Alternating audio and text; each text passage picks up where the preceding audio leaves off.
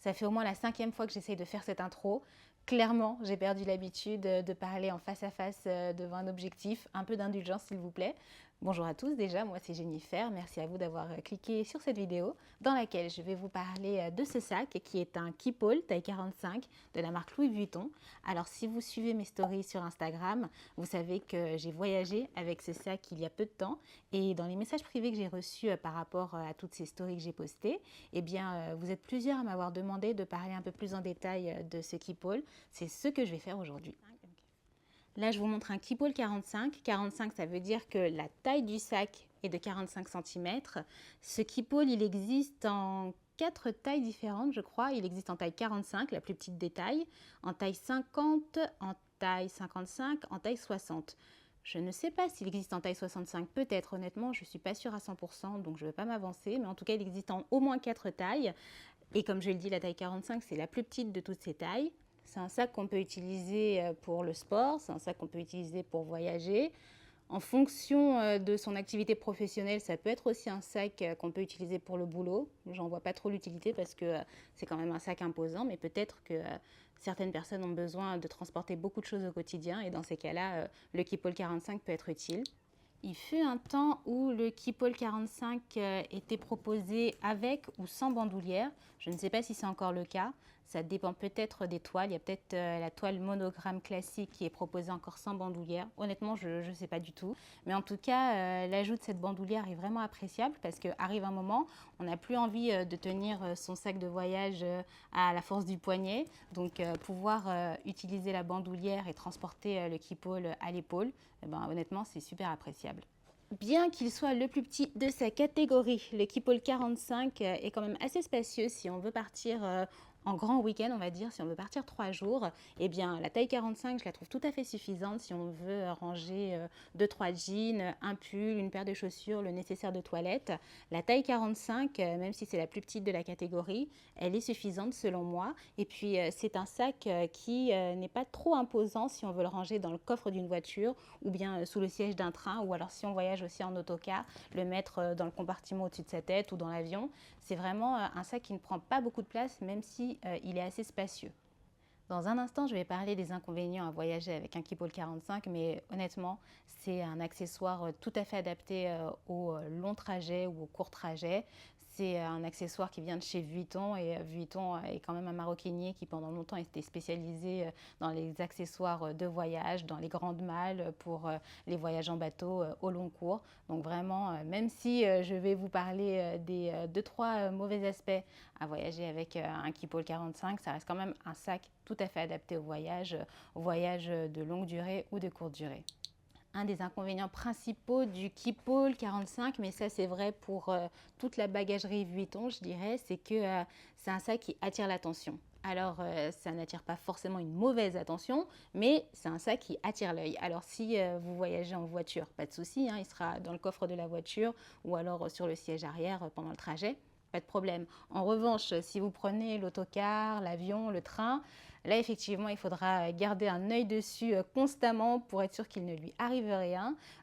Moi une fois j'étais à l'aéroport et juste derrière nous il y avait une bande de mecs qui en fait regardaient mon Keepall avec insistance et je me suis rendu compte qu'ils le regardaient vraiment intensément, mais en fait c'était pas du tout de manière péjorative qu'ils le regardaient. En fait ils se demandaient si c'était le Keepall en taille 45 ou en taille 50, ils se demandaient si c'était un sac qui pourrait leur aller. Et au final, ils sont venus me parler pour me poser quelques questions justement sur ces Keepall. Je crois même que l'un d'entre eux a fini par le porter pour voir si ça lui convenait. Donc voilà, c'est vraiment un sac, un bagage qui attire l'attention, pas toujours une mauvaise attention, mais quand même, il faut garder un œil dessus si on prend les transports en commun. Autre inconvénient, et pas des moindres, c'est un sac qui devient vite lourd. En fait, il est très spacieux et la nature ayant horreur du vide, on a tendance à le remplir parce que dès qu'on voit un espace vide, on a envie de mettre quelque chose dedans. Ou alors, si vous êtes un peu comme moi, vous êtes du genre à vous balader avec toute votre maison sur le dos. Donc, dès que vous avez la possibilité de rajouter quelque chose dans votre sac, vous rajoutez quelque chose dans votre sac. Moi, c'est vraiment mon défaut principal quand je fais mes bagages. Et donc, c'est un sac qui devient très vite lourd. Et une fois qu'il est lourd, en fait, si on le transporte à l'épaule ou si on le transporte à la main, c'est un sac qui va se cogner dans les gens, dans les choses, dans les murs, parce qu'en fait, on a un petit peu moins de facilité à le manager parce qu'il est lourd, donc il est un petit peu moins malléable. Autre point que je vais rapidement aborder, alors c'est pas vraiment un inconvénient, mais c'est clairement pas un avantage, c'est que ce keep-all 45, 50, 60, peu importe, le keep-all finit par s'abîmer. Quoi qu'il arrive, quelle que soit la version du keep-all qu'on prend, que ce soit là en toile damier graphite ou alors si on le prend aussi en toile monogramme, quoi qu'il arrive, c'est un sac qui va finir par s'abîmer. Si vous le prenez en toile monogramme avec le cuir de vachette naturel, vous savez, le cuir très clair, là c'est clair qu'il ne vous fera pas 2 utilisations avant de s'abîmer. Quoi qu'il arrive, il se tachera. Le cuir de vachette naturel, c'est vraiment pas un cuir fait pour voyager, selon moi en tout cas. Mais c'est comme ça, c'est vrai que quand on décide de s'offrir une belle pièce de maroquinerie, un bel accessoire de voyage, le voir s'abîmer, ça fait pas plaisir, mais c'est inévitable, c'est comme ça. Donc il faut se prendre une grande inspiration et accepter que quand on voyage avec un sac, à un moment ou à un autre, il va lui arriver quelque chose. Alors pour voyager stylé, le keep-all en taille 45, c'est une belle option, mais il y a des alternatives. Par exemple, le Speedy bandoulière en taille 35 ou en taille 40, ça peut être une belle option, même si en taille 40, je crois qu'il n'existe qu'en toile monogramme avec le cuir de vachette naturel. Donc ça, honnêtement, encore une fois, pour voyager, le cuir de vachette naturel, je ne pense pas que ce soit le meilleur des choix. Sinon, à part le Speedy en bandoulière, il y a aussi le Neverfull en taille MM ou en taille GM qui peuvent être des options intéressantes pour voyager. Donc moi, le Keepall, c'est un sac que j'aime bien. Ce n'est pas le sac qui a ma préférence en termes de voyage. Je trouve qu'il est un petit peu trop large pour moi. Après, c'est vraiment une question de goût personnel. Ça aussi, c'est une question qui revient assez souvent d'ailleurs, à savoir quelle est la taille de keep-all la plus intéressante, 45, 50, 55. De mon expérience, et encore une fois, c'est vraiment mon avis personnel, je trouve que le 45 dans 99% des cas est largement suffisant. Qu'on soit un grand monsieur, une petite dame ou quelque part entre les deux, je trouve que transporter un sac Keepall 45, c'est largement suffisant. Le 55, le 60, tout ça, je les trouve vraiment trop grands, trop balourds, quelle que soit sa morphologie, quelle que soit sa carrure. Mais encore une fois, c'est vraiment une question de goût personnel.